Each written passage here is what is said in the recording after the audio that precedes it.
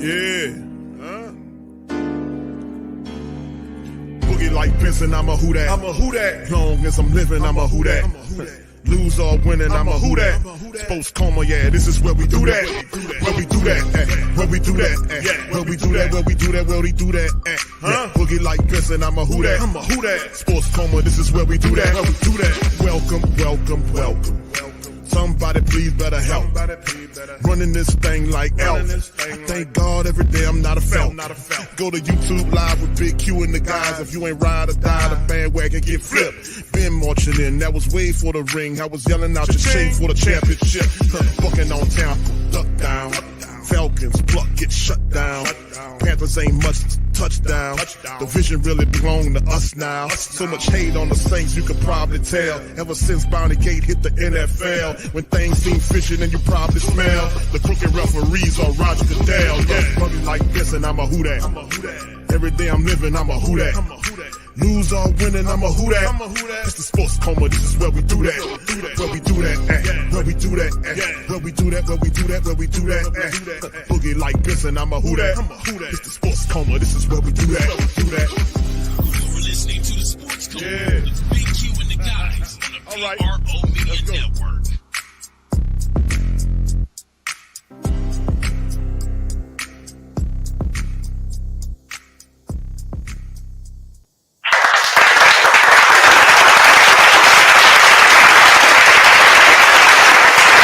Man, what's poppin', fam? How y'all doing, man? Shout out to the great Saint Think Tank, the entire Who Dat Nation, man. We in this thing representing the Sports Coma, man. And like I've been saying for some time now, welcome. You're now rocking with the Sports Coma with Big Q and the guys, where we have intense, entertaining, educating, and enlightening sport talk from your favorite sports fam. Fam, what's popping, man? Thank y'all for being in alive, man. Please hit the like button, man. Y'all feel free to hit the like button, hit the subscribe button, and by all means, feel free to share the show on your social media feed. We up in this thing. Shout out to the fam.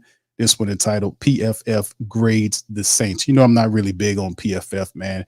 They have a certain amount of consistency, and I can always respect that consistency. But, you know, PFF released some grades, but I want to be able to go over not just the Saints grade. What's good is just talking about the black and gold grades without looking at other grades as well. So I'm not going to hold you guys long in this show, man. Shout out to the fam. Appreciate each and every last one of y'all for being in the stream. Much love, everybody. I see you, Pelicans, Nola, Vilma, Young City Nightboard, OG Jerry Bronze. Good to see you, Brother Wallace. Much love, Brother Slims in this thing. Gundam, my dog Scoob. What it do, pimpin'? Shout out to you, bro. Black Major. Derek Powell, shout out to you, fam. Good to see all y'all. What's up, Kathleen? Shout out to you as well. King Chosen One, Rock. What's up, brother Rock? How you doing, sir? Appreciate you for joining the stream. Big ups to everybody, man. We up in this thing, man. Appreciate y'all. Y'all hit the like button for me. Farouk, I see you, fam. Appreciate you. Marley Mall's in this thing as well. Shout out, fam. So let's get into it, man. Let's talk about some of this stuff. We'll go over that and among some other things as well in the stream. PFF grades all 32 of the Saints team. We'll go over this article. We're going to also kind of give a cap update, using both of our cap references, site sources, which is Over the Cap and Sport Track. They have two different various cap numbers, so we just kind of put it ballpark somewhere in the middle.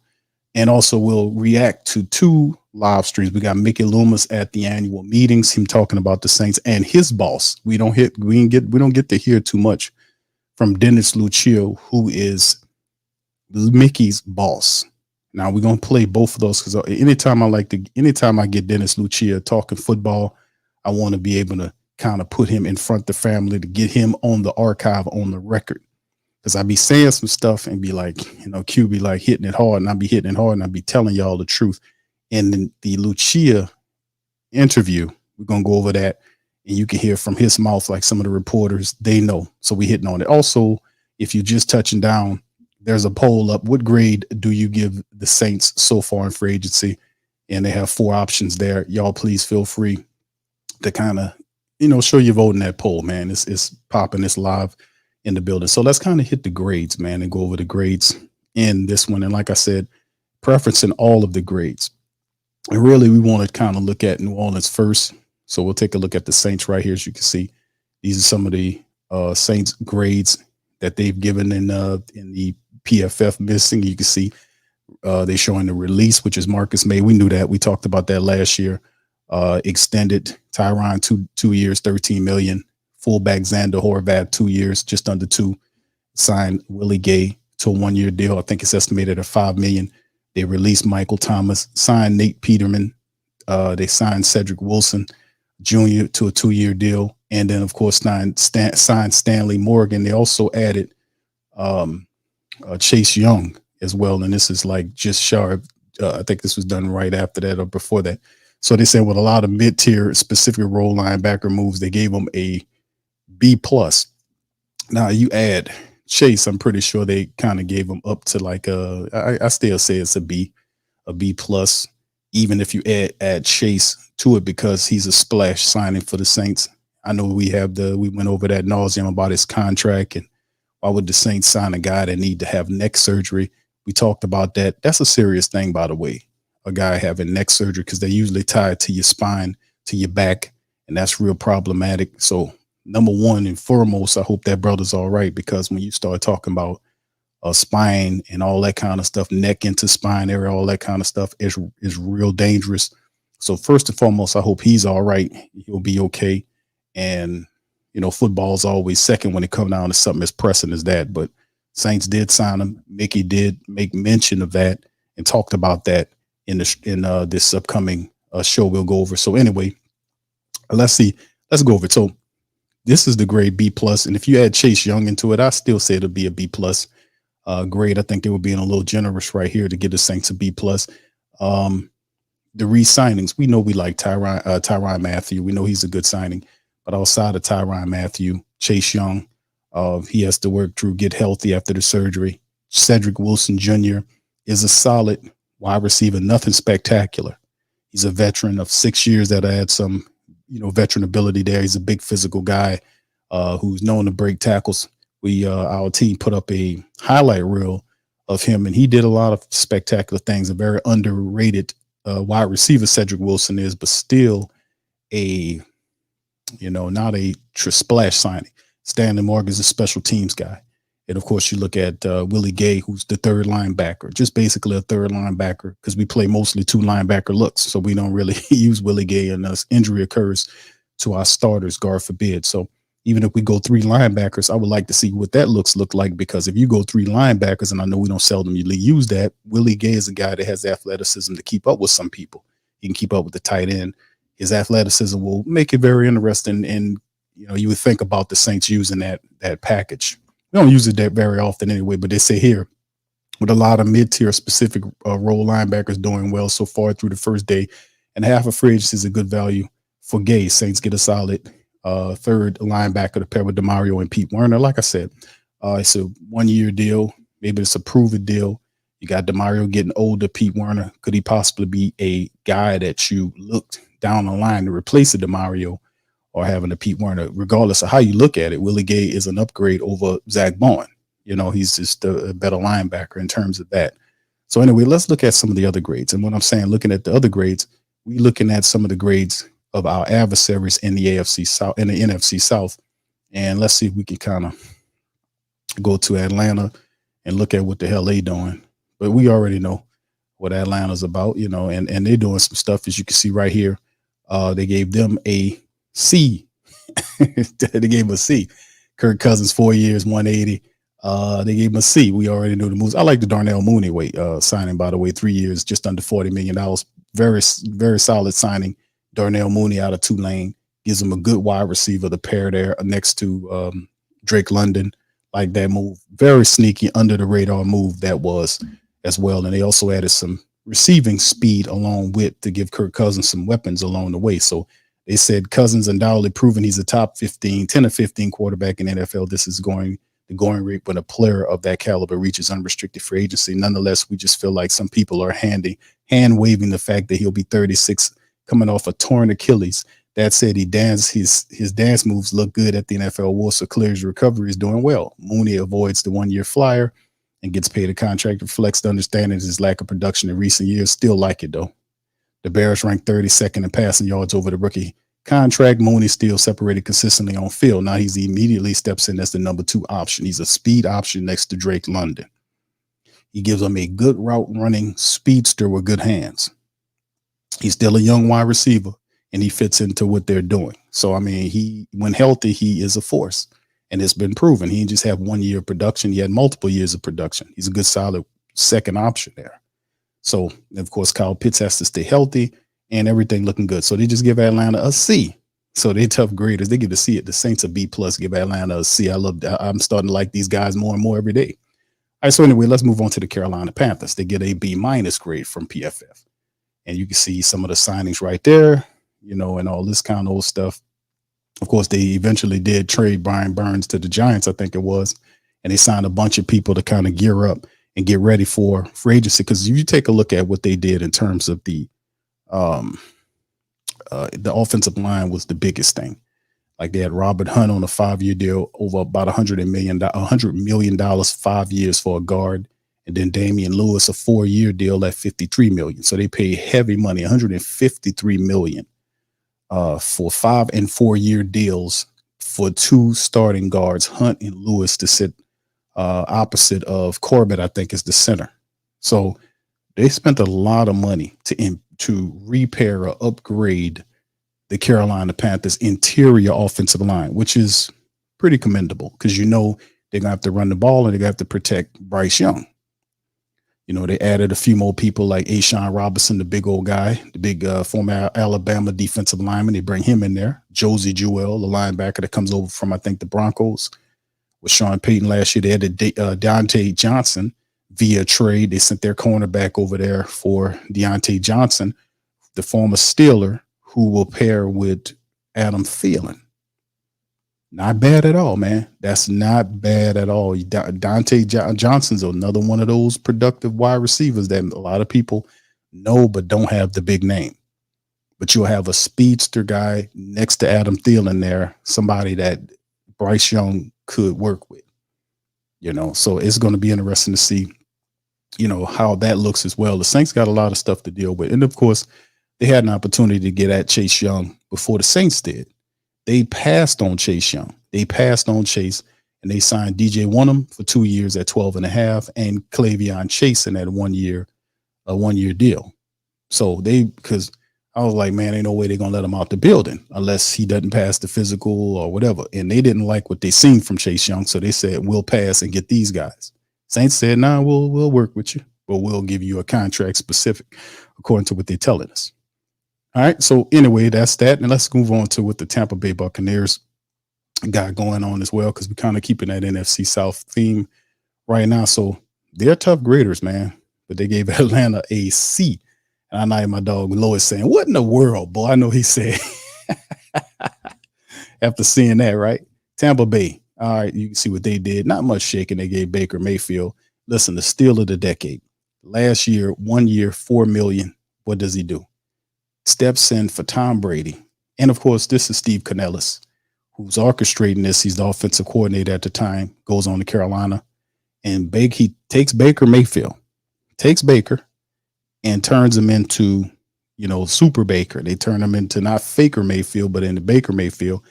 1 year, $4 million, takes the Tampa Bay Buccaneers, who a lot of people pick to be dead in the cellar of the NFC South. You know what they do?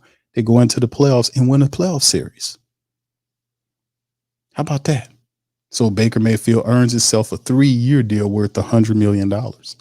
So he comes back. And, of course, they add a few more people around him. And a lot of people think that this rendition, and then they re-upped with Mike Evans, gives him a 2-year deal at $41 million. And they said, okay, let's do it again. Now, do Tampa Bay repeat as the NFC South champions? Or do they go back to what they were supposed to go? Because a lot of people believe they overachieved because nobody took them seriously last year. Everybody was waiting for them to fall. That's the feel that I got, right? But ultimately, at the end of the day, they didn't fall. They got to the playoffs. They won the NFC South. So that's pretty big, man. That's pretty big. That dude said they got an A-, not a C. Is that right, bro? Let me cycle back up there. All right, let me see. Because I was about to say, man, I'm liking these PFF people more and more every day. Let me check a look at there and make sure that dude said they got a A-. Let me see, bro. Hold on. No, there you go right there. Oh, wait, hold on. That's Arizona. I'm sorry, bro. You're right, sir. You're right. There you go. Say Q, get it right, brother. Get it right. You're right, sir. It's A minus. See, I'll be ready to give y'all a C, man. You know, y'all a C, that do. All right, so shout out to Duke. Stand corrected, man. A minus they gave the Falcons. I was looking at the Arizona Panthers grade right above them. So yeah, they right here. So you're right, bro. Thank you. All right, so anyway, you can see that. Well, I don't like them no more now. They give the Atlanta Falcons an A minus, man. Y'all know how I feel about that. But anyway, but on the serious side, Atlanta did a very good job this year. They really did. You know, they got a quarterback. They spent a lot of money for a quarterback, but in the end, they did what they were supposed to do. Darnell Mooney there, they added a few wide receivers. Rondale Moore was also a guy they get. Carolina went after their needs. Needs was the subject of free agency as always, right? Free agency, you go in there, you get the veterans, you get the guys, you bring them on the team, and you help plug holes in needs, right? Atlanta did that. Quarterback, they got Kirk Cousins, paid a lot of money for him, but they got a smart veteran quarterback. He needed wide receivers, complement Drake London. They got that via trade or free agency. No trades for the black and gold, but they did add some people. And like I said, man, it's Willie Gay Jr. is solid. You do like Cedric Wilson Jr., but all these are like, yeah, they're doing something. You know, Chase Young was a really flashy name until you start hearing all of the stuff around the contract in terms of his injury. That just took a lot of the luster off it. Because people were excited, say, okay, now we got a splash signing with Chase Young, and then you hear, oh, he got to have neck surgery. When that happened, that just took a lot of the luster off of it. It took the luster off. It really did. So it kind of has a mediocre feel to this year's free agency. This is probably the most stoic or non-exciting free agency period that I've seen so in a long time with New Orleans, because we usually come out smoking. We usually come out like what it was a couple of years ago where the Saints had a few moves and then they didn't hit until after the draft when they picked up Tyrann Mathieu and Jarvis Landry. Y'all remember that?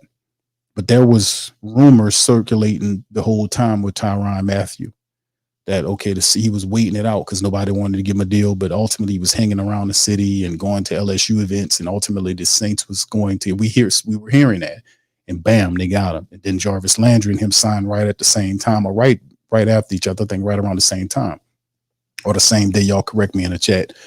But it happened this time around. I know we still got a lot of free agency to play, but you're well into the second era move of it, and it has completely died down to a point where you're now looking at the draft and getting the draft stuff going. Like right now, you can feel that ain't too much popping right now with no trades, and ain't nothing really popping in terms of free agency. So the next thing you know, you start looking at the draft and seeing what you can do in the next 2 weeks. That's what it comes down to, right? So anyway, all right, next few weeks. Anyway, that's some of the stuff that we dealing right there. Dealing with, yeah. Shout out to Rock, man. All right, so anyway, let's move on to the next one. But anyway, like I said, pretty mediocre free agency period for the Saints. Really is, man. Let's look at this information right here. This is one of my favorite cap resources over the cap.com. This is what they have listed for the Saints' current salary cap situation. 12.1 is what they have listed currently for the Saints right now. And, 12.1 right here is what they got listed. And it's kind of funny because both of these other sites are kind of a little bit off. This is what Sport Track has, which is another cap situation, got the Saints at 8.9. So you got one at 12.1 and one at 8.9. So, that's just to let you know it's somewhere in between the middle. It's usually where it falls, but we'll see what happens after some of this stuff start hitting. But the Saints still have some money to be able to sign free agents. They still have a lot of draft capital, whether or not they want to trade people, move people, do what they got to do in the draft. And that kind of gets the feel that's what the Saints are currently looking at right now. So anyway, let's move on from our cap situation, family. Let's kind of move right into it and kind of listen to what old Mickey Loomis. Let's see what he had to say. He was at the owner meetings today, and he kind of talked about the Saints. So here's Mickey, and then we'll go to his boss, Dennis Lucia, directly after the Mickey Loomis interview. Here we go. Y'all put one in the chat if y'all can hear it. And why you guys felt like he was maybe the rest. Yeah, you know, he's a good player, and we had an opportunity to sign a good player. You know, it's a good opportunity for both of us, really. That's just the end of the day. He's had a pretty interesting career in terms of just really strong first season. He's had some injuries since then. Yeah. How do you feel kind of about his health? And Yeah, I mean, listen, we did all our due diligence. We were aware that he was going to need some work, and we're optimistic about that. And yeah, listen, he's a wonderful talent. Had a great first season, and then he's had some injuries to deal with, and he's a young player still with a lot of desire, and look, I'm excited to have him. We're excited to have him. That was something I assume he was dealing with on the field. Is the idea that if he gets a stun, like maybe that'll even help him play a little better? Yeah, absolutely. And look, I think he played pretty well this last year too. Yeah, I was gonna say, when you watched him, could you see the neck affect him at all, or is that? Yeah, I wouldn't say that we did. No, I wouldn't say there was anything that you would watch and say, "Oh wow, look at that." So that wasn't the case at all. It's kind of the idea this offseason and you mentioned this at the comment, are you guys really going through that process of trying to get a little bit of a cleaner cap and all these moves kind of telling the same story? I think we're in that mode right now. We've got to, recover from some of the things that happened with COVID and the contracts that we did in the past, and so not as active in free agency maybe as you'd like to be at times. And look, I think we're probably going to be in that mood for another year or so. That's kind of the realistic timetable, is maybe this year and next year, and then you're kind of where you want to be? Yeah, hopefully, yeah. Again, that part of that depends upon how we perform, how players perform, how our team performs, what the cap is. There's a lot of variables that go with that. So yeah, we got to get our plan back on pace, and it was knocked off pace by the COVID and the reduction in the cap and all the things that came with it. There I go, Mickey. Now I'm gonna finish this up, but let me add to this, family. We talk about the Saints' slow free agency period, the 1-year contracts. This is Mickey talking about that, right? Mickey's kind of hitting on that. He's talking about why the Saints free agency period look like it's a slow free agency, and he's basically warning you not only this year but next year it could be possibly the same way. And he's saying because of COVID, and he's saying because of the cap situation. But it's also a number of things as well. It's also because of mismanagement by the Saints. It really is. Bad contracts, them not drafting properly. They're not hitting like they're supposed to. And like usually the Saints, if they're not hitting on draft picks and the draft picks are not producing, they got to go out and some kind of way, find a way to kind of bring people in here to kind of make it work. But as of recently, the Saints have not been really hitting on those high-ranking free agents too much. Well, not free agents, but the more of the draft guys. And we've had some bum-ass free agents that came through here and didn't produce. We paid Marcus May money, and he didn't produce. So we have not really been hitting like we usually be hitting for the Saints. So as usual, it's always to blame the everybody else game. Like if I'm a part of a political party, I'm gonna blame the other people and say it's their fault why this country falling apart or some crap like that. Where they both the same people, basically it's the same damn company split down the middle, because nothing moved if they both don't work together, right? But that's the deflection or the misdirection, how some of these people operate. Like the Saints haven't done a really good job of drafting. Drafting and picking up guys that really came in to produce. The Marcus Davenport thing was it was a mitigated bust. Peyton Turner is turning out to be not too good. Trevor Penning is basically benched. We don't know what we're going to do with him. He's in no man's land right now. So we don't know, what the hell's going on with some of these draft picks and even some of the free agent signings. And I'm pretty sure you guys can throw some names in the chat about some of the free agents the Saints have signed and didn't work out. Matter of fact, litter the chat with some of the names recently of free agents that the Saints signed that didn't work out. Did we sign more guys that did versus that didn't? And then, of course, we all recognize that the fact that it is a gamble one way or the other, but you're supposed to know how to mitigate that. You know what I'm saying? You're supposed to know how to move around in that.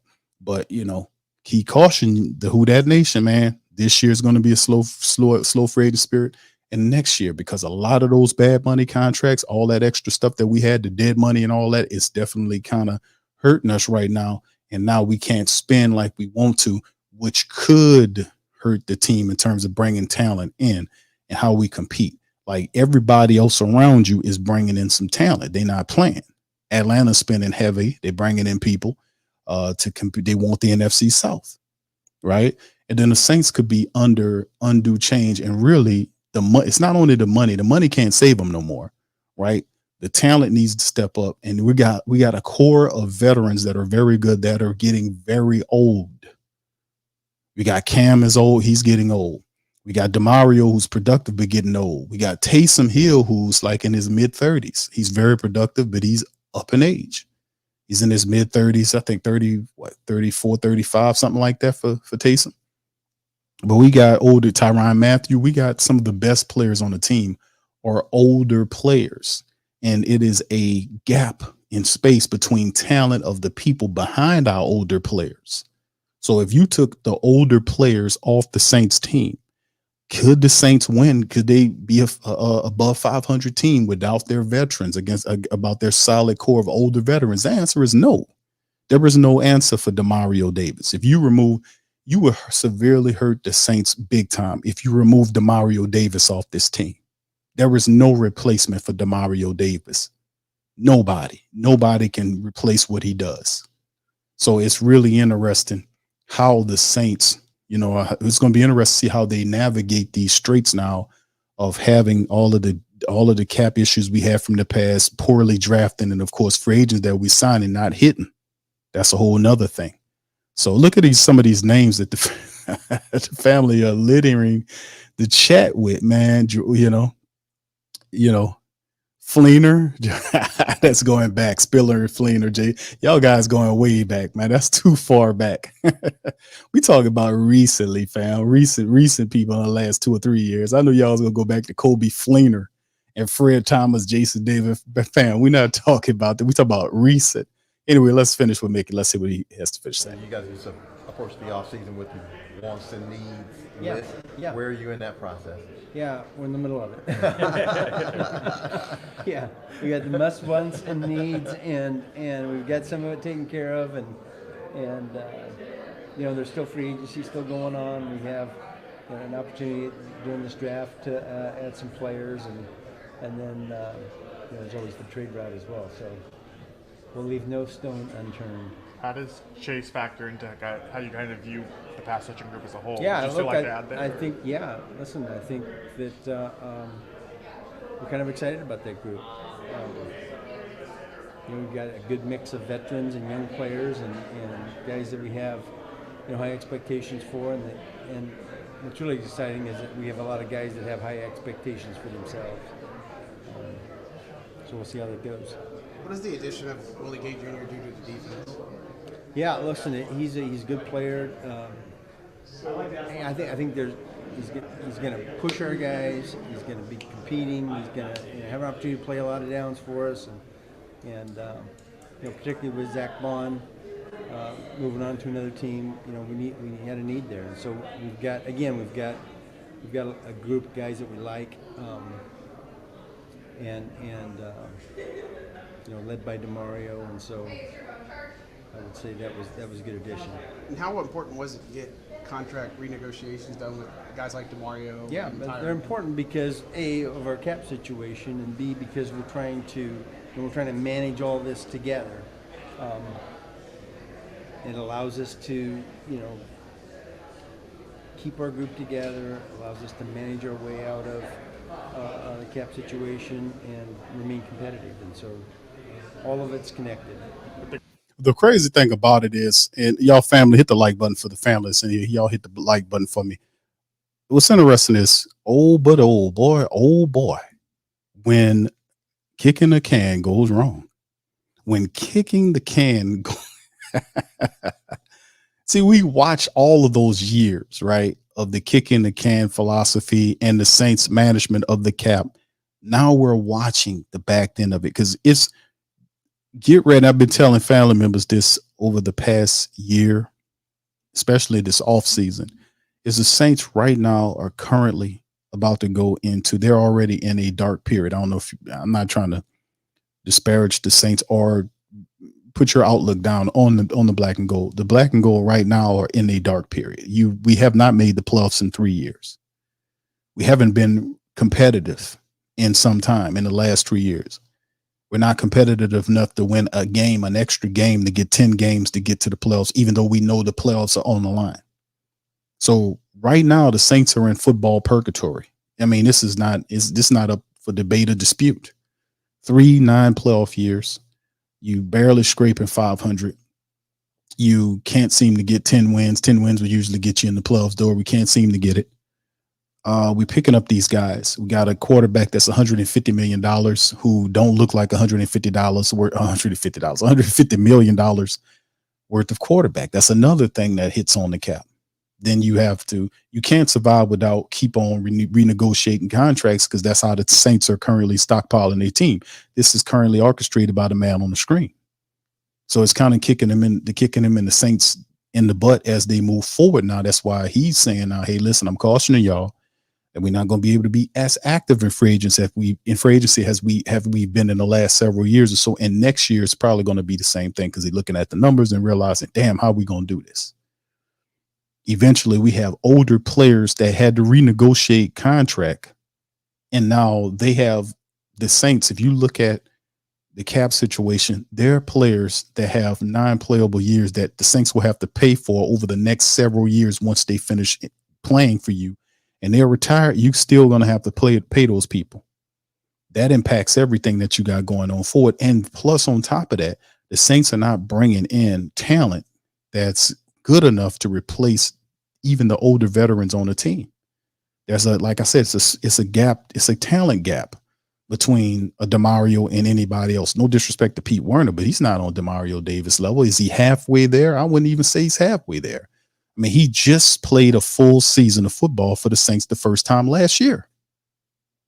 Willie Gay is on a 1-year prove-it deal, and Mickey's doing 1-year prove-it deals, a lot of these deals, because the future of the Saints is based on this year. Can the Saints be competitive enough to win the playoff? If not, he's going to have to fire his coach and start all over again. And he doesn't want to saddle the new coach or the new administration with the contracts, which they're going to be saddled anyway. He's going to be whoever. If Dennis Allen doesn't make it this year and get the team to the playoffs, he's going to get fired, and whoever they bring in will be the guy that will have to take Derek Carr, who was part of the old administration, and see if he can make him work.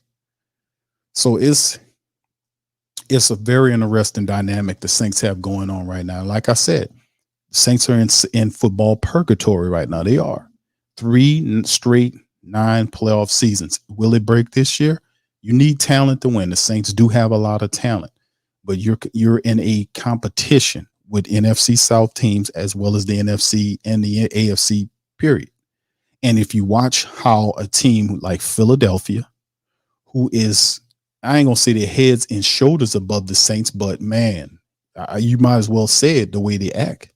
They act like they need 1,000 things to be at relative. Last year, they were making moves, they were making trades, and they were a team that, that kind of fell a bit last year. But for the most overall situation, the Philadelphia Eagles have been a team that is constantly trying to maneuver and win to stay competitive. They're always trying to bring in talent to help them stay competitive. Now, they had some issues last year. They changed out their offensive coordinator, brought in a guy that could work with Hurt. But we're a couple of years removed from them going up into the big dance. You look at Philadelphia's this year. Look at this. We'll flash back to Mickey in a moment. Check a look at this. This is what Philly's doing, right? Look at all of the people that they've signed. Julian Okwara, 1-year deal. Brandon Graham re-signed. Bryce Huff, they signed. Saquon Barkley, Zach Bowen, Matt Hennessy, Devontae Parker on a 1-year deal. Is Devontae Parker better than Cedric Wilson? Y'all put that in the chat. Let me know. I say yes, but y'all tell me what y'all think. They got Chauncey Gardner back on a 3-year, so shout out to Chauncey. He got his multiple year deal. He finally got it, but it came with Philly.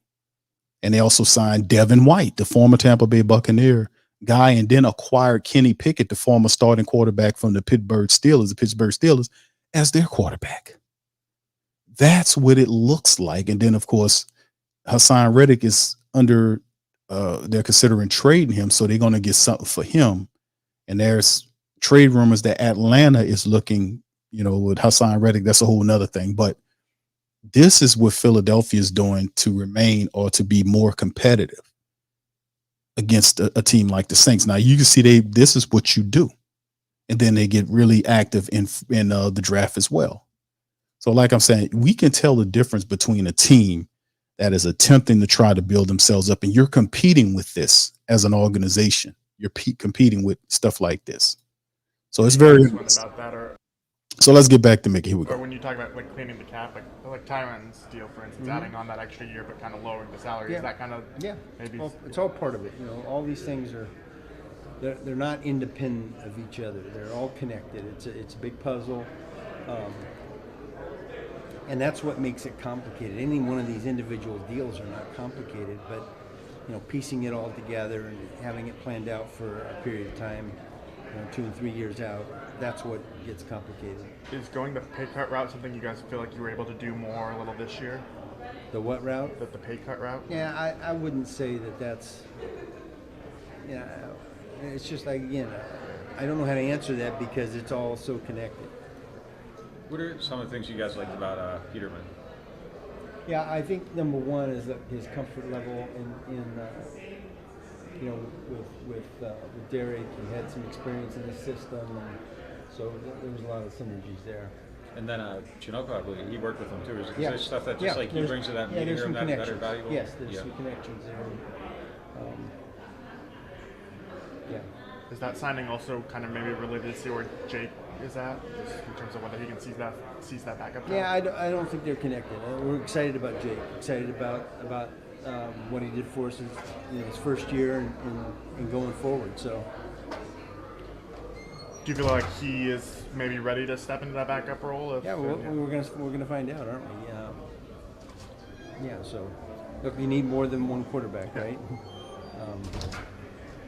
With Chase. All right, so let me stop it right there. Let me ask y'all this. Y'all put it in the chat. What do you think about Nathan Peterman? Right? Nathan Peterman, right? We got a highlight reel of Nathan Peterman. But how do you guys feel about Nate Peterman? Do you think Nate Peterman or Jake Haener will win the backup job? I know it's still early on. But what do you guys think? Y'all let me know in the chat. What do y'all believe will happen? Do you think Peterman or Jake Haener wins the Damn, Slim. Tell me what you really think, brother. Peterman's trash. Yeah. Hey, listen, man. Listen, bro. Peterman might be watching this show, bro. All right. So y'all tell me who y'all thinking.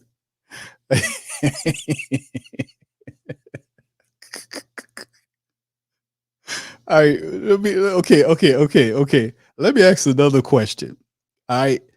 To the fam, y'all answer this, man. Anybody listening to me that can hear me, I want y'all to answer this question in the chat. Okay.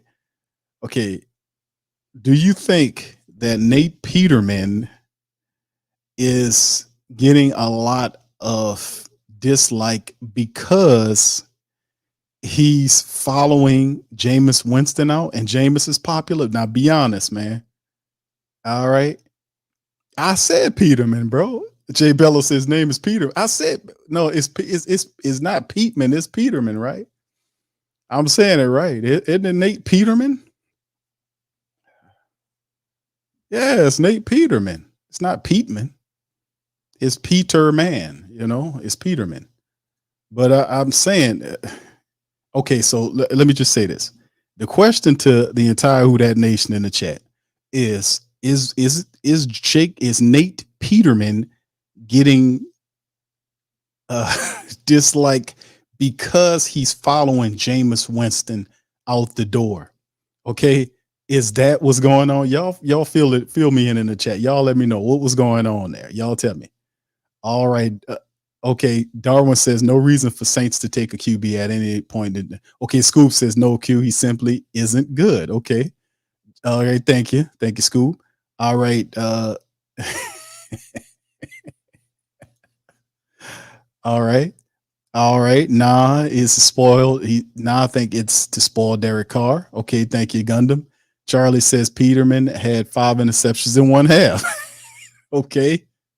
All right. It's okay. Jack said the man name is Loserman. Okay. Peter Pan says Reginald.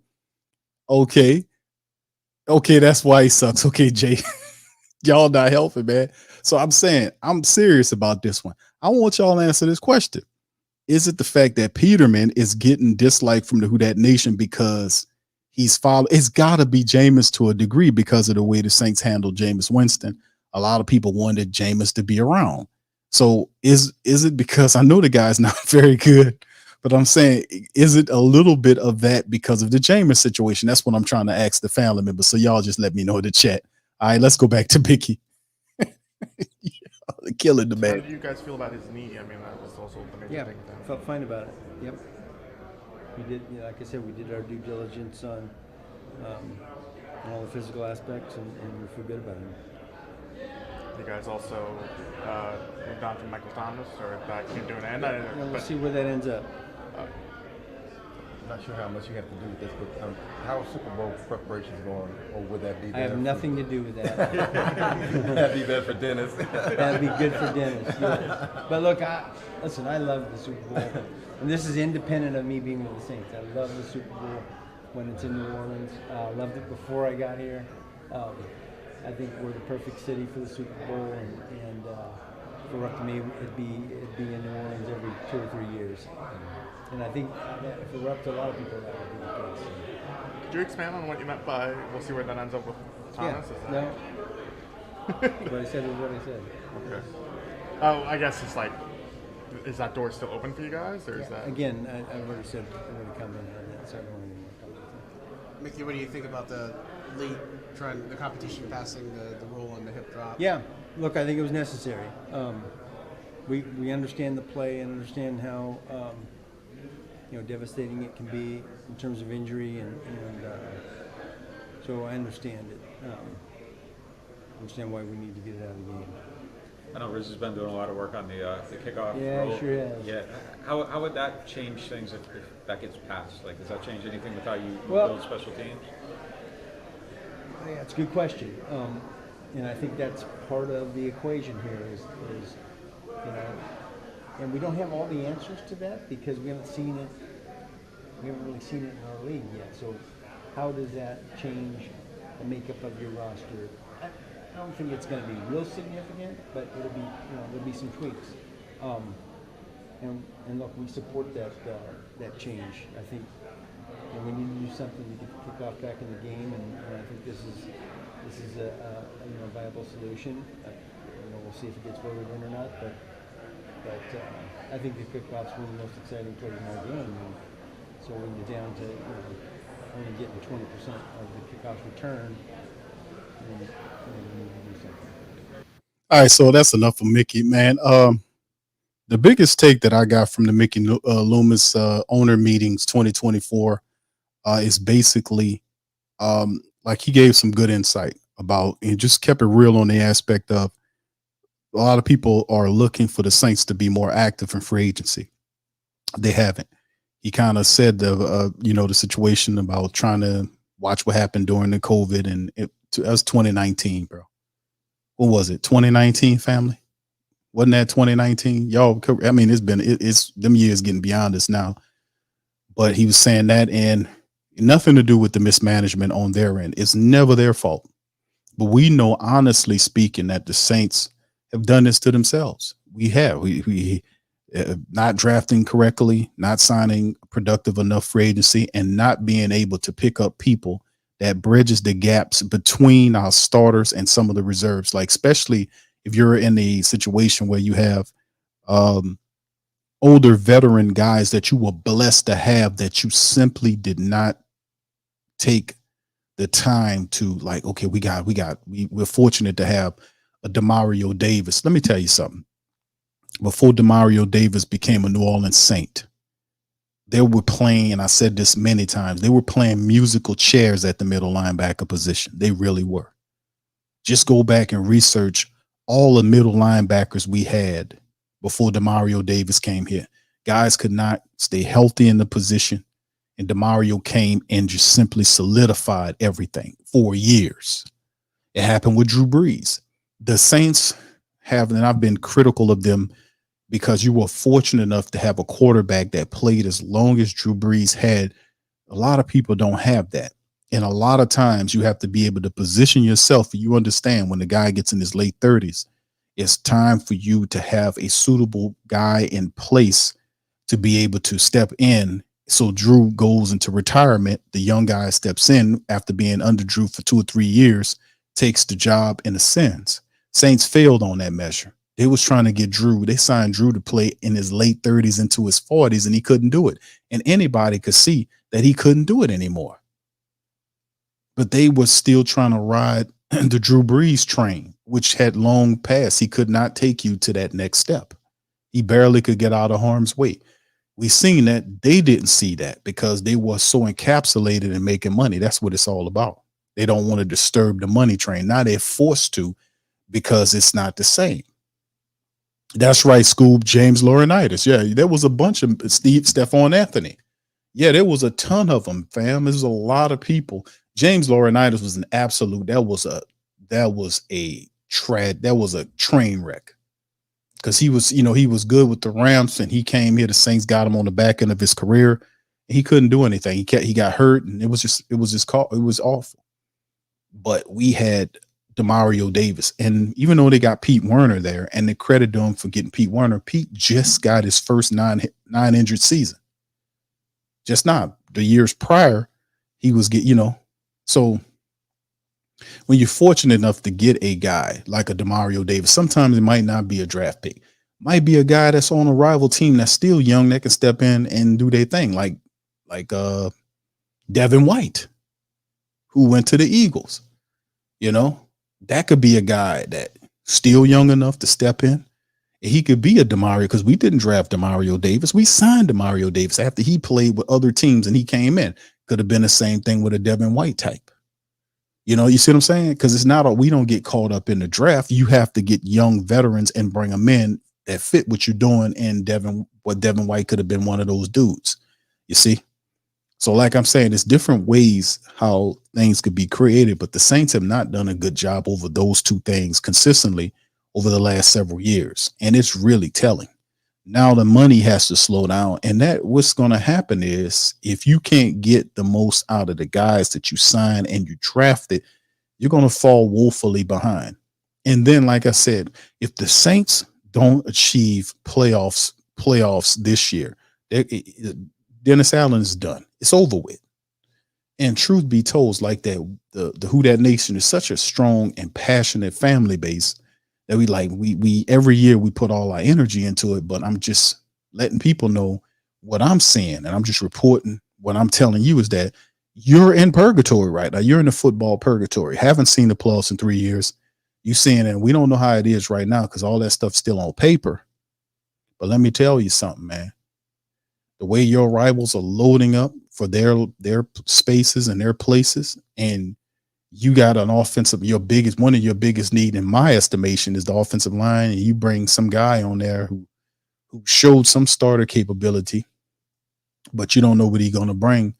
Some of the top offensive linemen that could really help you, they're off the board, could afford to pay for them, and now we have to try to see if we can maneuver in the draft to get guys to come in and help you. And what Bill Parcells always says, that a rookie counts as a loss, especially if you have to put a rookie on the offensive line to protect your team's blind side of your quarterback, who's another big thing. And of course, you have to install a whole new offense. You got to have the players there. It's a new offense that's there for the first time in a long time. It's a lot of stuff that the New Orleans Saints team is dealing with right now, besides the issues of money and the cap issues, the poorly drafting, the not function enough to get the situation happening with veterans that's coming in here.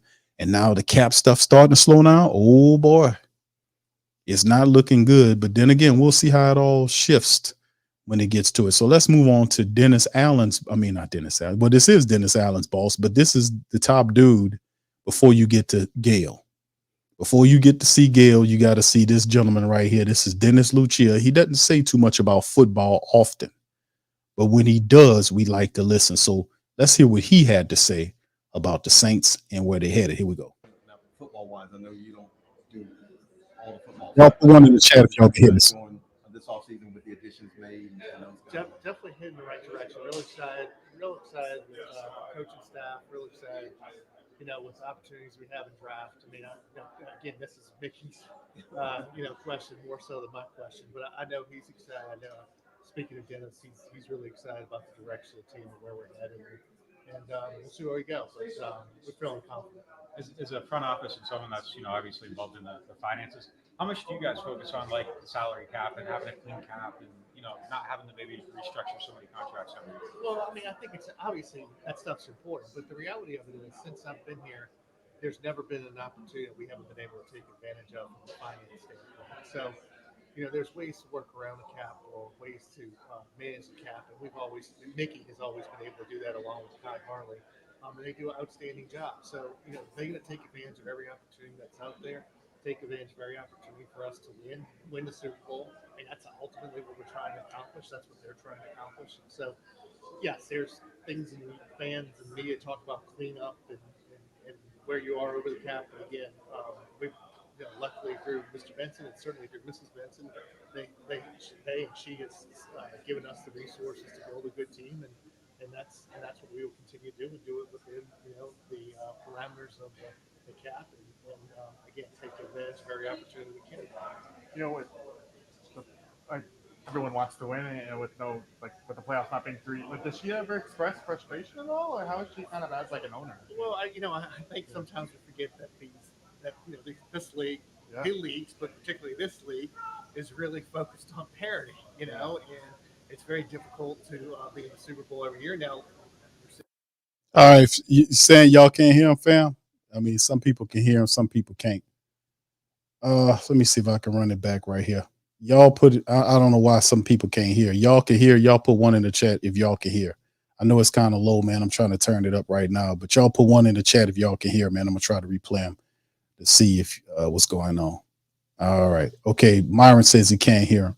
Look like a bunch of people can hear him, man. Okay, Rockin', everybody said they can hear him. Okay. Myron, I don't know, bro. I don't know what's going on, but everybody said they can hear him, man. Let me try to run him back. But I'll say this, and consistently, time after time after time, you can continue to hear that New Orleans is at the top of the list of cities where people want to come. And sponsors want to come, the media want to come, obviously fans want to come. The New Orleans Saints continue to be one of the biggest draws for visiting fans. Other teams see that, so it's a great game for the city, great opportunity for the city. And look, this hospitality is what we do. So we do it well, and I think we're going to continue to be in that rotation. Now, football-wise, I know you don't do all the football stuff, but how do you see this franchise going this offseason with the additions made? Definitely heading the right direction. Really excited. All right, let me stop it right there. You heard the reporter said that he asked him a question, and I've been saying this for a long time, that I know you don't do the football stuff. I don't do here. This is Mickey Loomis's boss, is what I'm trying to tell y'all. This is Mickey's boss. And they asked him, this man is a businessman. He's a businessman. The top football mind in the building is Mickey Loomis. And what I'm saying is, I don't have a problem with Dennis Lucia. Well, then again, I do have a problem with Dennis Lucia. And the problem is he don't know enough about the football side of it, because when asked the question about, that's right. Yeah. Jack said he's an accountant. This is a businessman. If Big Q and the Sports Coma want to have the Saints to be the official or some chicken restaurant, let's see, I'm selling chicken, Q's chicken, and I want my banners in the Superdome. This is who I talk to. If you want a business deal with the Saints, this is who you talk to. He goes over the books and tell Gail what time it is. And like I said, let me spin what he says, because I ain't gonna play all of this. I just want to play what he says about Mickey Loomis. This is Mickey Loomis's boss, and pretty much gives a report card on what Mickey Loomis is doing and Dennis is doing. Let's play it, and then I'm gonna stop it. Real excited with coaching staff. Real excited, with the opportunities we have in draft. I mean, again, this is Mickey's, question more so than my question. But I know he's excited. I know, speaking of Dennis, he's really excited about the direction of the team and where we're headed. And we'll see where we go. But we're feeling confident. As a front office and someone that's obviously involved in the finances, how much do you guys focus on like the salary cap and having a clean cap and not having to maybe restructure so many contracts? Well, I mean, I think it's obviously that stuff's important, but the reality of it is, since I've been here, there's never been an opportunity that we haven't been able to take advantage of from a finance standpoint. So, there's ways to work. That's not necessarily the truth. Not opportunity you can be able to take advantage of. I won't say that's the truth. So, around the cap or ways to manage the cap, and Mickey has always been able to do that along with Ty Harley. And they do an outstanding job. So, they're going to take advantage of every opportunity that's out there. Take advantage of every opportunity for us to win the Super Bowl. And that's ultimately what we're trying to accomplish. That's what they're trying to accomplish. And so, yes, there's things in fans and media talk about cleanup and where you are over the cap. And again, we've luckily through Mr. Benson and certainly through Mrs. Benson, they and she has given us the resources to build a good team, and that's what we will continue to do and do it within the parameters of the cap and again take advantage of every opportunity we can. Everyone wants to win, and with with the playoffs not being three, does she ever express frustration at all, or how is she kind of as like an owner? Well, I think sometimes we forget that this league, the leagues, but particularly this league, is really focused on parity. And it's very difficult to be in the Super Bowl every year. Now we're seeing that with one team in our league, and we're seeing it with another team in our league over the last decade. But the reality of it is, it's still difficult, and it's a building process. And again, I think we continue to focus on how we can be successful, continue to do well, knowing that there might be hiccups along the way. But I mean, again, I think it's important. Never forget though that stability is important. I think having a long-term plan is important. I think we talked about having the opportunity to take advantages of various various opportunities that present themselves. I mean, as long as we can be in that position, then I think we'll have success, and that's the way we've been over the last 15 or so years. More than that, gosh, it's almost 20 years. So anyway, we'll keep on building on that. You guys are taking camp to. Well, let me stop it right there, man. Dennis Lucia gives me politician vibes. Like you could take Dennis Lucia and make him the lieutenant governor. He's definitely he was schooled in the politician school, man. He could literally be a politician. I can see him in the red team talking about policies of the government. I mean, this is definitely politician vibes, but it's political. It's empty jargon. It's just empty jargon. And I'm not disparaging these guys, but what I'm saying is one of the family members said, "Q, we need a John Lynch." Yeah, shout out to you, Trey. Trey says we need a John Lynch type. Yes, you do. We do. And will you ever get that type of general manager? Because Dennis Lucia would be the guy that ultimately would see if there was an issue with Mickey Loomis, and he would have to make a determination. His own words he just spoke about and gave Mickey Loomis a flowing grade. Are y'all wrong for that? Y'all. No, Dennis Lucia does not look like Peter Griffin. Cut it out, man. Stop it. Stop it, Reginald.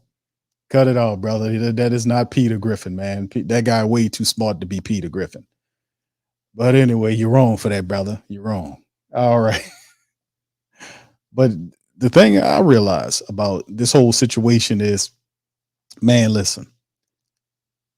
We're going to see, man. That's all I got to say. It's the Saints have been very successful over a long time, and it's time. It's some changing. It's definitely changes coming in the city. Like right now, Mickey just told you in the previous interview that they're not going to be going after free agents, being very aggressive this year or next year. And he talked about the cap situation, the Saints cap situation. So it'll be interesting to see how they adjust And of course, you have your adversaries and people around you watching, gathering talent. We'll see how they do in the draft. And they are appearing, there's a lot of questions because when you add a new offense in what you're doing, and like when free agency happened, I was like, okay, let's see the Saints going to free agency and see if they can pick up personnel that helps on the offensive side. Because really, and we can agree upon this, the problem with the Saints last year wasn't entirely defense. The offense wasn't there in a lot of these games. Like early on, a lot of the offense wasn't consistent. We couldn't run the ball consistently. There was always some type of breakdown where the quarterback was throwing to an area that the wide receiver wasn't, and there was always miscommunication. It happened well into the later of the year until probably the last month of the season. So you would kind of think that the offense need more help than the defense needed more help in free agency. That was my mindset. Y'all tell me if y'all agree upon that with me. Like traditionally, we always look at the offense and say, listen, we need to focus on the offense because the offense needs to score a certain amount of points for us to be successful. We have to make sure we're able to run the ball. We have to spend money in the trenches and get guys that we can bring in here who can run the ball. That was my thinking. My thought process was that. I was thinking, man, we need to do it. But what we do when we come out in free agency, we get a bunch of guys on defense. And I'm saying to myself, okay, I like Gay. I like Willie Gay. I like Chase Young. I do. A healthy Chase Young. I like that. But what about the offensive line? Aren't we supposed to be installing a new system with Clint Kubiak? We fired Carmichael because the offense stunk. The offense was the biggest, I would have to say it was bigger than the defense stinking. But we don't go into free agency. We don't go after any veteran offensive lineman except for Ali Udo. And they got him well late. You got all these offensive guards. You got all these offensive tackles, veterans, shorter learning curves than a rookie. And if you want to pick up people, you would want to slide that personnel or whatever limited cap resources you had in free agency toward adding talent to the offense. We didn't do that. Now we did get Cedric Wilson, but does he really move the indicator there? I've seen articles, and I agree with most of these people, that just because the Saints signed Cedric Wilson doesn't mean we shouldn't go after somebody else, and they saying in the draft. All I can say is when you install a new offense, we knew the offense was a problem last year in terms of the offensive line. They couldn't block anybody consistently. So what do? We bring one guy in here who might basically be the new James Hurst. Is basically what Ali Udo is. He's a swing guy. He can be the guard or tackle. He's basically James Hurst when he first came here.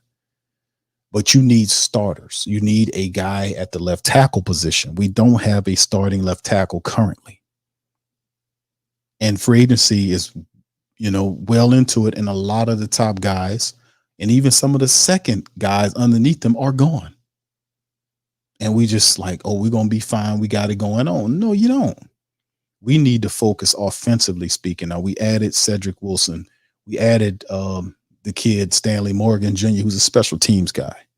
And credit to me, I do like Cedric Wilson, but Cedric Wilson is just, to me, is a guy.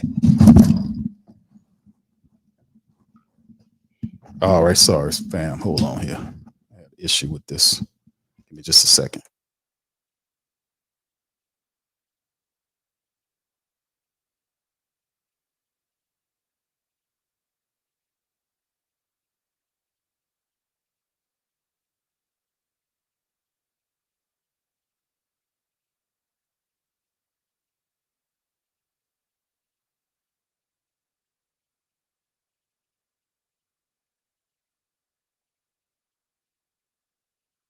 All right. Can y'all hear me? All right. Had an issue with my mic. All right.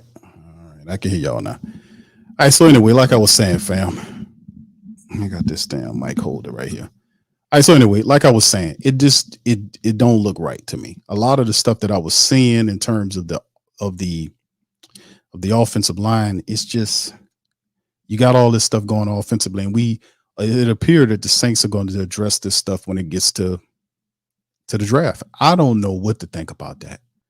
You know, I don't know what to think about. I don't know, because I was confused this whole free agency period. I was waiting for a signing a left tackle. We need a tackle, left tackle. Who gonna play left tackle for the Saints? Who gonna play left tackle? We got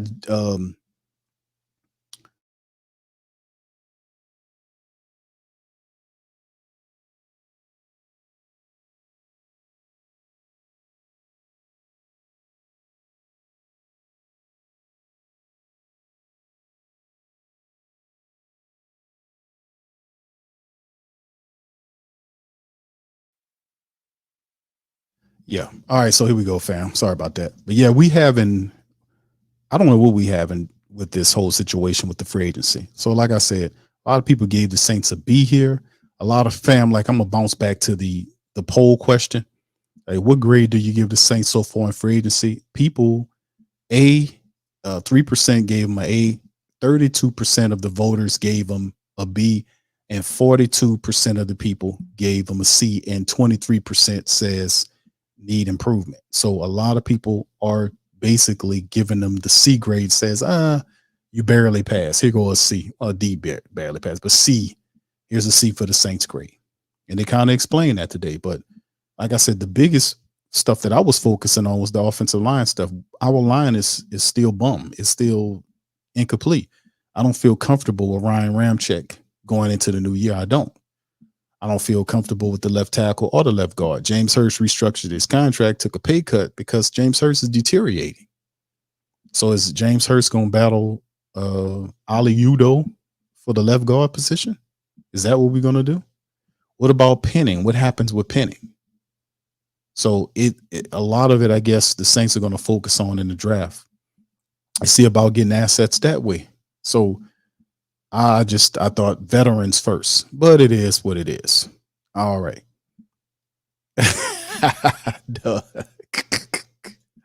Dennis ain't shaking nobody, brother. He apologized and everything. All right, Dimitri, shout out, says, thanks again, Who That Nation, for getting rid of Ritter and AS. We could have never done it without y'all. That's a smart move, keeping Dennis. We wish. Yes. We can't even brag anymore, fam. But you know what, though, bro? You know what, Demetrius? Y'all gonna do us a favor this year. I promise you that, brother. Y'all gonna take care of it for us this year. All right, but yeah, this is very interesting, man. I don't know. I would have to agree with the Who That Nation. I would give him a C. I think B is a little generous. I thought I would give him a B if Chase Young without an injury. But Chase Young with neck surgery, it takes the luster off of it, because that's a serious thing, man. Even though they might tell you, there's nothing wrong with him. Bro, listen, when you talking about having neck surgery, that's not a good thing, fam. That's tied to one of the most sensitive portions of your parts of your body, to your back and all this kind of stuff. Ask a doctor. I pulled up, I think on the TSC Q&A live, the last one we did last Tuesday. I pull up medical journals. That's what I do from time to time when they start dropping this stuff on us. You know, some of the verbiage can kind of get over our head. So what I do is I just start pulling out information from the medical journals and start going through it to see what's really going on, the timeline, because they'll tell you the timeline. We'll go look at the timeline, what it actually says. And I covered all that on the last TSC show. We talked about, you know, what's going on there, what could it possibly be, and how long would it take for it to heal, all this kind of stuff, man. It's really crazy. But yeah, it kind of took the luster off of the signing. Like, I would have gave him a B with Chase Young healthy.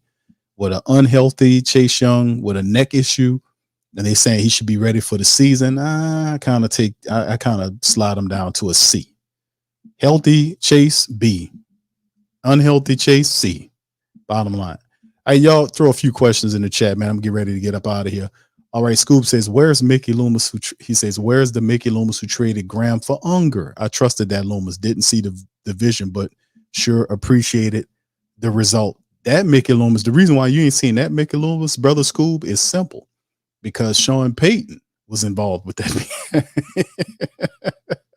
Sean Payton was involved with that Mickey Loomis. And that's why, my brother, you don't see that Sean Payton anymore. I mean, that Mickey Loomis anymore. A lot of that, not to disparage Mickey's role, but a lot of that was Sean Payton's vision. And Mickey just made it happen. So whatever he told him to do, he did it.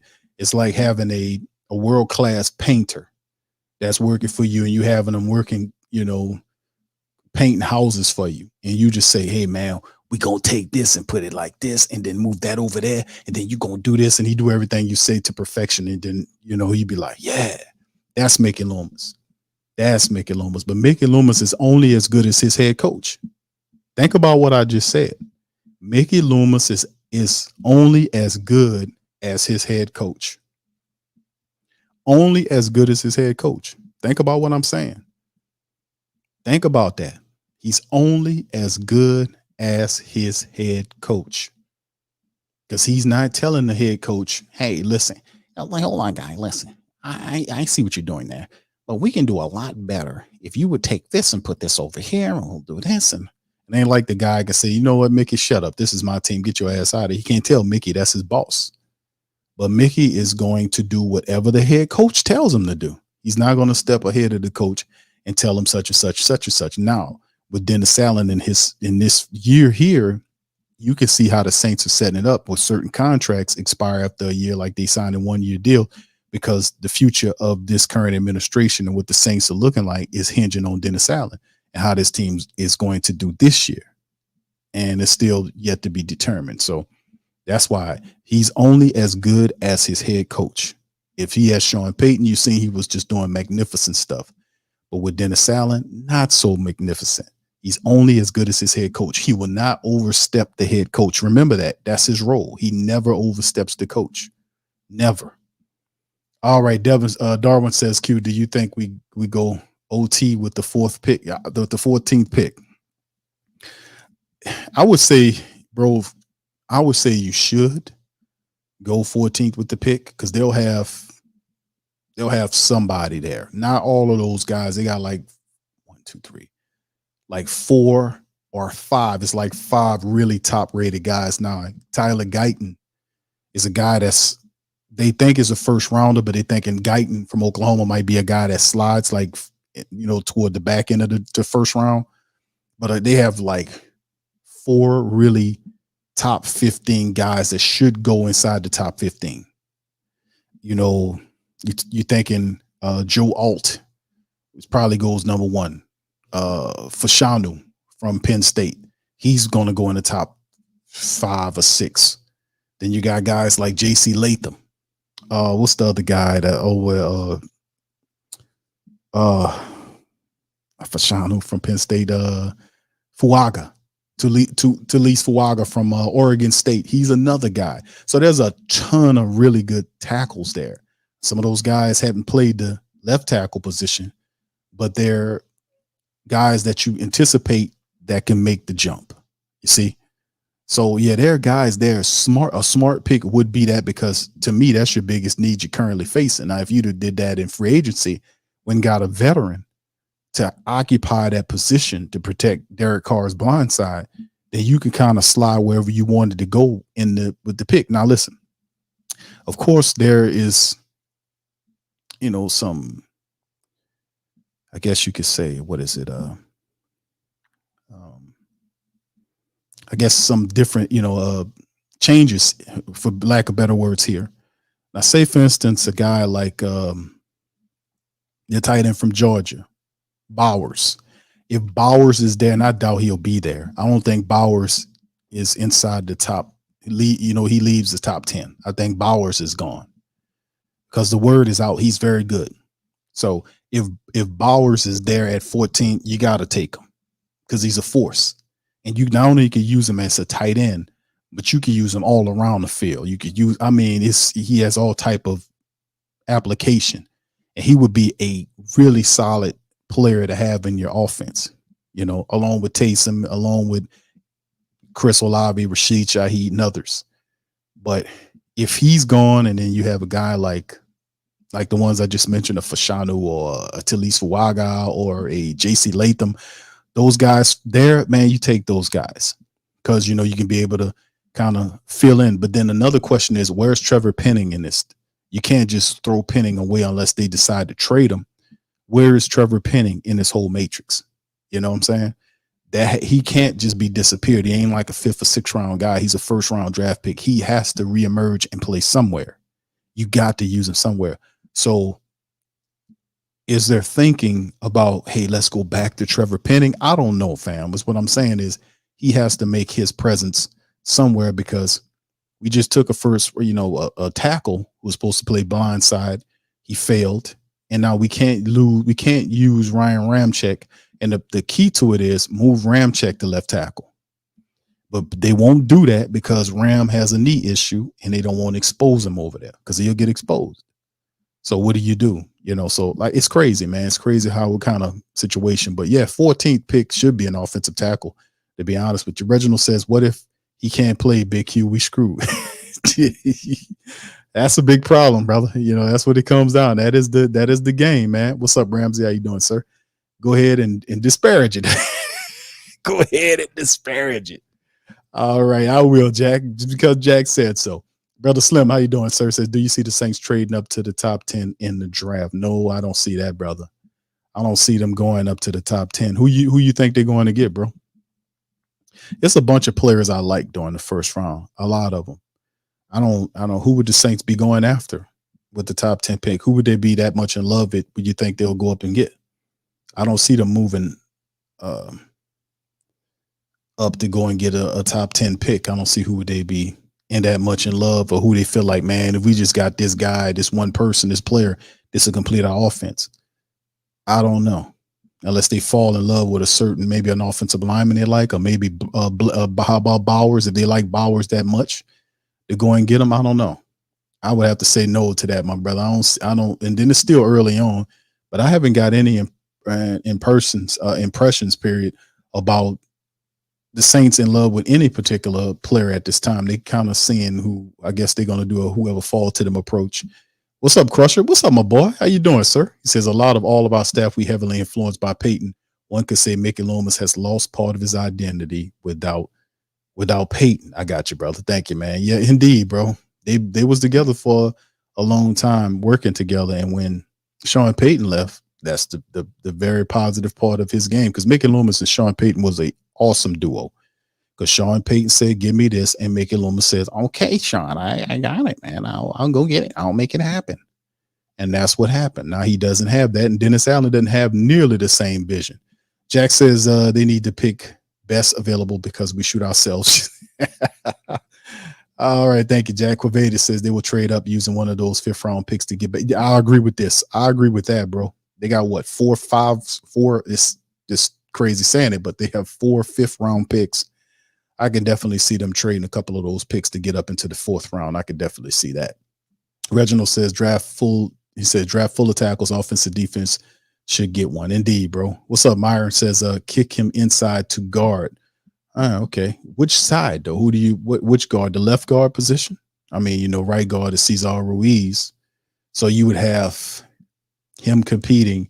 It'll be Trevor Penning competing with Ali Udo and James Hurst for the left guard position. And then the left tackle would be whom? Who would the left tackle be? All right. Reginald says move Penning to guard. A lot of people saying that, man, but I don't know, man. He never played guard before. And it's like, okay, Q, we usually use our guys like that. That doesn't usually work for everybody. It don't usually work for everybody. And I think a lot of people have been hard on him at left tackle, but what if he plays right tackle? I don't know, man. I was the one that was saying this was wrong anyway. I was saying that they shouldn't have played him at left tackle. I was put one in the chat if y'all remember me years of saying that Trevor Penning shouldn't be a left tackle, a blindside tackle. You don't put and we knew Trevor Penning was a talented player, but it was a bad move. And of course, I was saying this before I knew the stint of Ryan Ramczyk. But if Ryan Ramczyk is in such dire straits that he can't play the left tackle position, and the only thing he can stay is at the right tackle position, bro, we need to get rid of Ryan Ramczyk, because we need a left tackle. And Ryan Ramczyk, even though they restructured his deal, he's still one of the top paid Saints offensive line wise. And if he can't move from right to left, we need a left tackle. That needs to be Ryan Ramczyk. And if he can play the right tackle, he can play the left tackle. Listen, I'm not taking nothing off of Ryan Ramczyk. If he can play the right, he can play the left. And if he gets exposed, then he don't need to be on the team. That's what I'm saying. Y'all agree with me on this? And I'm just saying, man, we can't protect them on. Ain't no protection game, man, because ain't nobody else being protected. We can't protect all these people. A guy got to do his job. And if Ram can't play the left tackle, that's what we need. We need a veteran left tackle. Ramczyk should play. If he can play the right, he can play the left.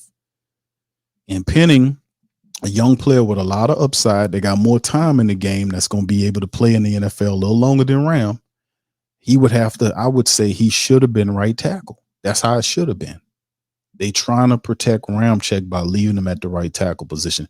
The thing is, there's no protection. You have to be able to do your job. If he gets exposed at the left tackle position, then he shouldn't be on the team because we need a left tackle.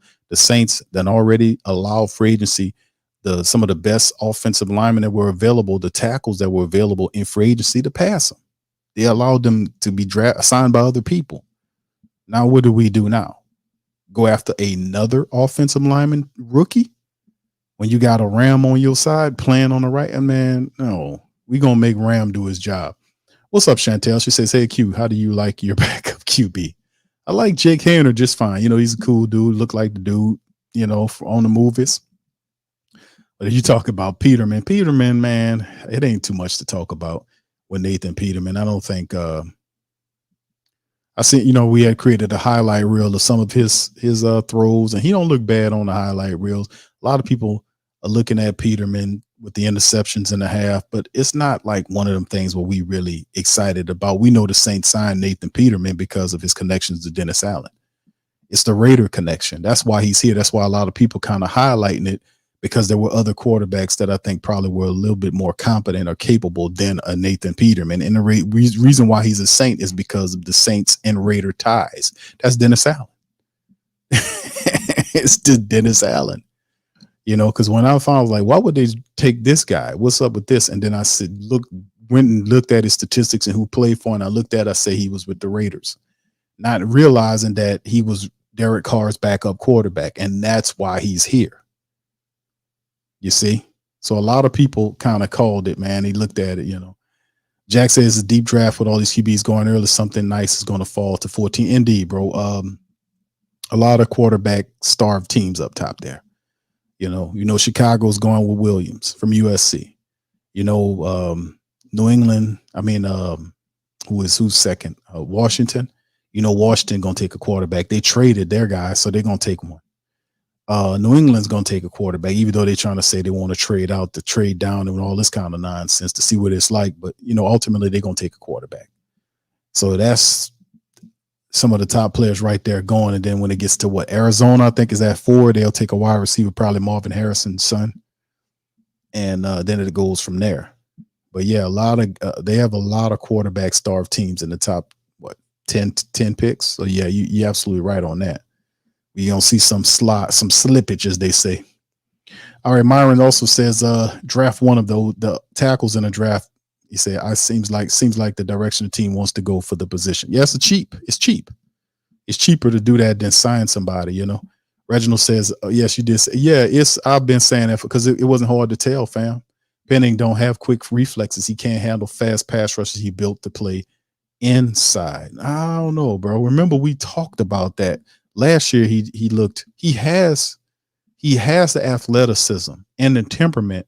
I think the thing is, you remember the old adage about putting your players in positions to succeed. I don't have a doubt that he can learn the guard position. You're absolutely right. But I think they wanted to try to take advantage of his athleticism on the edge because he was a big athletic guy with strength and a temperament, but he struggled. And I knew he was going to struggle. And the Saints didn't really do him no service, man. And I'm wondering how bad off is Trevor Penning, because when he was struggling, he was talking about having confidence issues, and that you don't want to hear that from a young player. You want to hear, hey, man, listen, I'm having a tough year, but listen, I'm staying positive. I'm keeping my head in the game. I'm studying film. I'm working on my technique every day. You know, I know it was a tough thing, but I'm coming. I got a lot to prove. Is Penning sounding like that now? I don't know. We haven't talked to him in a while. You know, the Saints totally just banished the guy to the nether realms. Well, you know, where would Superman to the Phantom Zone. That's what the Saints sent Trevor Penning to the Phantom Zone. You know, that's what Superman sent all his enemies, the worst ones that he can't deal with, Zod and all them. Sent him to that. The Saints sent that boy to the Phantom Zone. And we haven't heard from him in some time, baby. We don't know what's going on with him. Darwin says if Ram can play the left tackle spot, that would indeed. That's what I'm saying. If Ram is the dude, he's supposed to be the left tackle. When Teron Armstead left, they were supposed to switch him then. I know that's been a while, but that's when the switch was supposed to happen. When Teron Armstead, shout out to him, when Teron left to Miami, Ramczyk should have been switched to the left tackle position. Instead, they drafted a rookie, and the rookie got it handed to him. But no credit, no blame went to Ramczyk. Or he got a banged up knee. We can't be having these guys on the team if they can't play, fam. I'm just keeping it $1.15. If these guys can't play, they need not to be on the team. Corveda says they saying Peterman has good smarts and abilities to become a coach, but none of that shown on the field. Still got some time, right? Kai, what's up, Kai? How you doing, sir? All right. Arvin says should be a left tackle. Yeah, that's the biggest need. Oh, I keep pointing that out, though, fam. I always keep saying no excuse this year for Carr. He needs to be the veteran leader you sign. We'll see, bro. All right. How you doing, Colorado? Shout out to you, fam. Arvin says Carr will do well if the O-line blocks for him. And if the O-line gets better at run blocking, Carr got our offense to 9th in points per game with bad pass blocking and bad run blocking O-line. Remember focus on how the Saints offense looked in the last month of the season. Big difference. Saints were running the ball better. Carr is more comfortable when he is operating off the back of the run. That's something we said all season long. They have to run the ball. And when they run the ball, he operates the play action. You've seen him. He does that really well. But he cannot carry the team by himself. We've seen that. Like, you got quarterbacks that go out there and they'll will their team to win. That is not Derek Carr, especially in the first year. He doesn't know the system that well. And now he has to learn a whole new system again. Shit. Like your boy said from The Wire. Shit. Shit. Now, y'all think the Saints might trade? I'm a matter of fact, I'm gonna throw that on the effects board. I'm gonna find that. Shit. Put that on there. That's good. Clay Davis is his name. Clay Davis. Shit. Where my wire heads at, man? Arvin said, I don't believe Carr can win us a Super Bowl, but he doesn't deserve the criticism that he got from our family base. Bro, I think he deserved the criticism he got from the family base. No disrespect to you, bro. But I think he did. I think a lot, and I remember a lot of the things that Derek Carr was doing. Derek Carr was finger pointing. You know, he was doing a lot of finger pointing. And me, listen, I'm not one of them people that tell you, hey, man, we can't be doing all this finger pointing. The only way, how you going to find out who fucking up?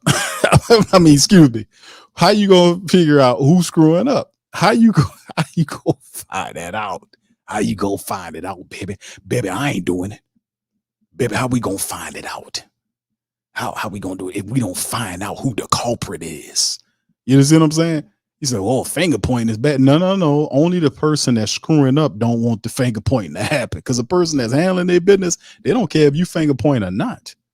They know they're handling their business. Just the people that's not doing what they're supposed to do is the ones that don't want the finger pointed at them. That's the one that ain't doing it. So if you got he finger pointing, I don't have no problem with him finger pointing. But remember, when you point one, there's always how many? 3 of them pointed back at you. Let's see, that's right, 3 of them. 3 of them pointing at you. So if you're gonna point that finger, baby, you get ready to get whatever coming back at you. That's the bottom line. So I mean, he was out doing his thing, saying and lying and saying that they got the answers in the building, blaming people who wasn't really their fault, and it was really on him, not taking responsibility in most of the games until it was forced on him. He was doing a lot of stuff. I think he really deserved it. You know, I'm gonna be honest with you. Now you might be saying, I know what you're saying, Arvin. You could be saying that that some people went overboard with it. And I agree with you on that. They did have a lot of people going overboard. But like I said, people will recognize that if Carr's struggling and he takes the blame for everything, like mine, the team, it's my team. Like, listen, Remember what happened with Jameis Winston? When Jameis Winston would have a problem, it didn't matter if Jameis had a good game or not. He might have not had an interception, but the team lost and he was the quarterback. It's a big difference when guys do it. And the reason why, because the quarterback, the leader of the team. If the team don't win, he's the leader of the team. He falls on the sword for everybody else. That's how I go. That's how I go for quarterbacks that gain that kind of respect. You know what I mean? But if you, I know what you mean. You might mean that some of the family base was a little too hard on him. Okay, he said the warp because of the greatness of Drew. No, well, you might have a certain contingent of people that might be comparing them to Drew Brees, or are you saying they're a little spoiled?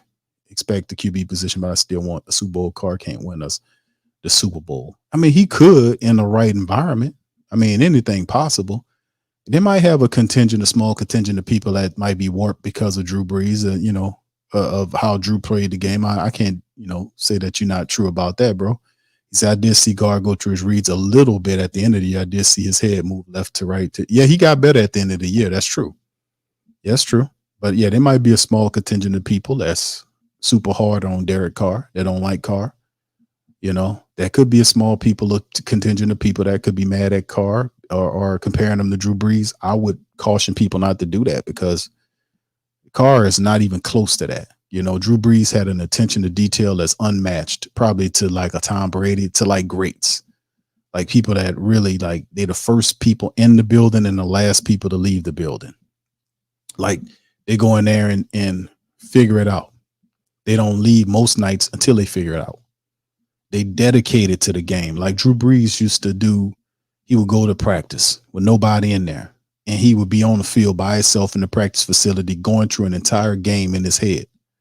Like snaps, pretending like there's an offensive line in front of him, pretending like he's throwing to wide receivers.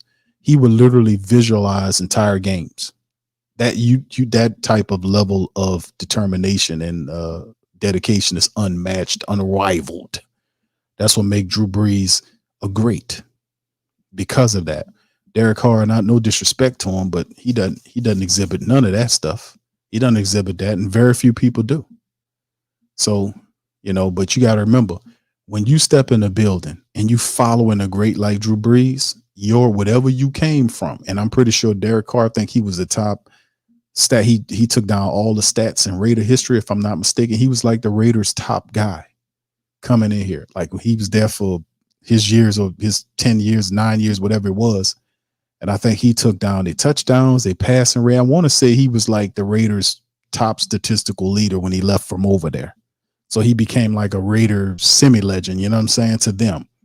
But when you step in New Orleans, man, Drew Brees is the epitome. You step in this building, that's who the jersey and banners you're looking up at. That's who Super Bowl trophy you watch when you walk in the door. So every way, shape, and form, when you put the number on and you're a quarterback in New Orleans, most quarterbacks are going to have to follow behind Drew Brees because he was the pinnacle of quarterbacking in New Orleans, most certainly in New Orleans. So he will have to live up to the standard that represents. Not saying he'll be compared to it. Some things he will, some things, but $150 million brings a lot of pressure. Like he would have to, you give a guy $150 million, he got to show up, and I know it's not all on him, but he got to carry the day. A lot of the pressure is going to fall on him because he is the quarterback. All right. Jackson's Carr was lying about being hurt and showed. See, a lot of people believe. I don't think he was lying about being hurt. Jack, come on, man. Carr can take us to the Super Bowl during a zombie apocalypse because his eyeliner makes him look like a zombie. So listen, the eyeliner thing, bro, I definitely seen a picture of him. He had eyeliner on to make his eyes pop out. Make his eyes, because the dude got blue eyes or something like that. So whoever put eyeliner on, it was like, wow, that was a bad, whatever, man. You ain't gonna never live that stuff down. But yeah, man, Reginald says 3-step drops. Carr is better at getting rid of the ball out of his hand. Give him a running game too, bro. That's the big thing. Scoop says Q Drew set a rather high bar. Family members are a bit spoiled. I ain't gonna say I guess you could say some of them are, bro. But I've always challenged that, like, are you spoiled? Like, if you're a successful person, are you spoiled to success? See, and I would challenge that and say, if you spoil to success, like if you're a successful person and all you do is succeed, you make mistakes. But I always challenge the spoiled to success thing, because I thought we were born to be successful. Now you're gonna have challenges when you fail, but ultimately the game is to become successful, to learn from our mistakes and have as much success as we possibly can. So does that mean just because you are a smart person that make the right decisions the majority of the time that you spoiled to your success? Spoiled. And then the opposite of that is, if you have a person that's the exact opposite end of the spectrum, are they spoiled to losing? Are they spoiled to success or unsuccess, whatever you want to term it? Because we don't, it sounds weird because people don't say that. It's like, hey man, look at them Arizona Cardinal people over there, or them whatever stink team that's out there that always loses. The Atlanta Falcons. Look at the Atlanta Falcons out there. They spoiled to losing. It don't make it sounds stupid, but that's why I always challenge this part, because you're supposed to be successful. Nobody don't do nothing to be a failure.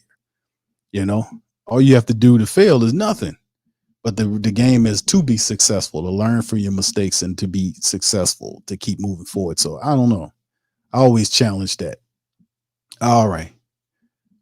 Yes. I don't know. Yeah, I guess you got a point on that, Scoob. I don't know. The measuring stick. Yeah, I got you, brother. I understand. Chantel says, Q, this is off subject, but you a pro at football. Is Jerry Jeudy any good? Jerry Jeudy is a solid player. He's a solid player. He was good at, he came from, the University of, didn't Jeudy come from the University of Alabama, y'all? He was a solid player, man. A solid player. Now, I think him and Peyton didn't get along, and I think they traded him to Cleveland. I think he went to Cleveland. But yeah, Jerry Jeudy is a solid, he's a solid wide receiver, man. I'm interested to see how he does up there. All right. So anyway, Jack says, if you've been eating ground chuck and then you have filet, you can stay. What are y'all talking about, man? All right. So yeah, well, no, I get what you're saying, Scoob. I don't know about the spoil thing. The spoil thing, man. I don't know. Because my thought process is you're supposed to be successful. You're supposed to win at everything you do. You're not put here, and if you do lose or have a setback, you're supposed to learn so you can win. That's how I was taught. A lot of you were taught the same way. We supposed to learn from our experiences or watching other people. That's the only way we learn, right? So if we want to win or succeed, rather, then whatever failure we have, we'll study it, realize what we do, and step it up. That's my thought process. In my head, there is no such thing as being spoiled to success. Now, if you have children, or you spoil your kids and you buy them everything that they want, I get that. But in terms of like a successful person that's succeeding and they putting the work in, and their reward because they're making the right decisions, they putting the work in and they succeeding, to me, and they're winning over and over again, to me, I don't think that don't register in my head. I don't get that. All right. Anyway, let's keep it going. So listen, I'm gonna get ready to get out on that, man. I wasn't trying to make it a very long show, but it's always good to talk to you guys. I'm gonna pop up again on TSC Q&A Live Tuesday. We'll talk about some mock drafting. We'll go over some mock drafting. We'll go over some cap situation. We'll cover a lot of stuff in this piece on Patreon for our Patreon family members. Shout out to you guys and our YouTube membership family. Big ups to you guys. We'll be covering some stuff on tomorrow as well. We'll go over all kind of stuff on our Patreon special. So that's where I'll be popping up at. Y'all be looking out. We got another highlight video that one of the family members worked out. We've been rolling them things out. Another highlight video is supposed to be popping up tomorrow. So y'all be looking out for that. Y'all share that. So with that being said, I'm gonna get out on that. I appreciate all y'all chiming in on tonight's show. Much love to the fam. And I'm gonna holler at y'all on the next one. Much love, and who that to you, baby. Yeah. Boogie like Benson, I'm a who that. Long as I'm living, I'm a who that. Lose or winning, I'm a who that. Sports Coma, yeah, this is where we do that. Where we do that, where we do that, where we do that, where we do that, where we do that, huh? Boogie like Benson, I'm a who that. I'm a who that. Sports Coma, this is where we do that. Where we do that. Welcome, welcome, welcome. Somebody please better help. Running this thing like Elf. I thank God every day I'm not a felt. Go to YouTube Live with Big Q and the guys. If you ain't ride or die, the bandwagon get flipped. Been marching in, that was way for the ring. I was yelling out your shame for the championship. Bucking on Tampa, duck down. Falcons, pluck, get shut down. Panthers ain't much touchdown. The vision really belong to us now. So much hate on the Saints, you could probably tell. Ever since Bounty Gate hit the NFL, when things seem fishy and you probably smell the crooked referees are Roger Goodell. Yeah, probably like this and I'm a who that. Every day I'm living, I'm a who that. Lose or winning, I'm a who that. It's the Sports Coma, this is where we do that. Where we do that, where we do that, where we do that, where we do that, where we do that. Boogie like Benson, I'm a who that. It's the Sports Coma, this is where we do that. You're listening to the Sports Coma with Big Q and the guys on the PRO Media Network.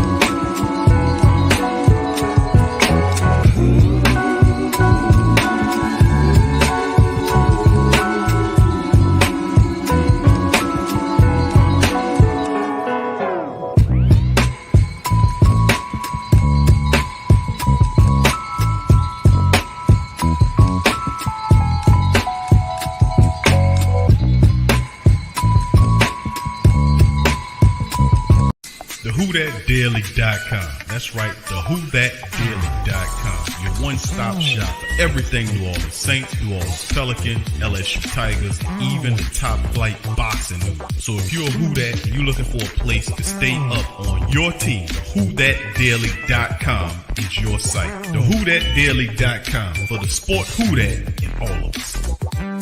That's right, the Pro Shop is the platform store where you can go and buy all the latest merch to support the platform. Available at the Pro Shops, we have dozens of hundreds of products available for you and your family. Unisex tees for men and women, hoodies and sweatshirts, tank tops, kids and baby items, long sleeve tees, mugs, pillows, wall art, bath bedding, face masks, phone cases, stickers, bags, fanny packs, socks, hats, and many other items. Please feel free to check out the Pro Shops. The link is in the description section below. Remember, it helps the platform.